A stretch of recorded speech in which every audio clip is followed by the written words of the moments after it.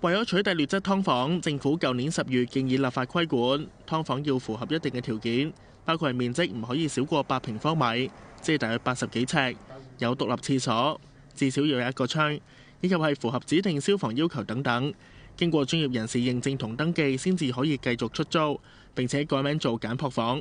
法例生效之後有幾年嘅登記同寬限期，違例要監禁。經過大約2個月嘅諮詢，政府月底將會向立法會交代更加詳細嘅方案。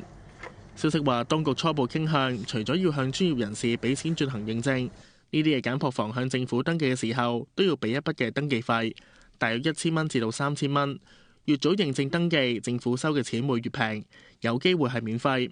登記同寬限期分別係1年同埋3年，寬限期最後嘅半年，若果劏房唔合規，唔可以續租。至於唔少劏房業主關注簡樸房至少要有嘅1個窗，可唔可以面向天井？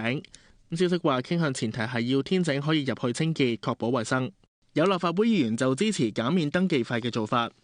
睇翻其實過去咧劏房租管嘅時候咧，好多業主咧劏房嘅業主咧都係拖到比較後啲嘅時間咧，先係願意做嗰個登記嘅。咁係就算喺個登記期又好、修整期又好，都希望咧政府有啲唔同嘅方法咧，係令到大家咧早一啲去做咯。3000蚊咧都唔係一個小嘅費用嚟嘅，因為咧當中咧佢哋都包含咗咧之前咧佢哋都要去做一啲修整啦，亦都係可能係修整維修嘅費用啦，又包括咗咧一啲嘅可能咧佢要做一啲註冊登記嘅制度啦，咁呢啲都可能使一筆錢嘅。咁究竟最後呢個政府嘅登記費用咧係因為咩原因而收咧？咁都希望日後政府公布咗文件之後咧多作解釋咯。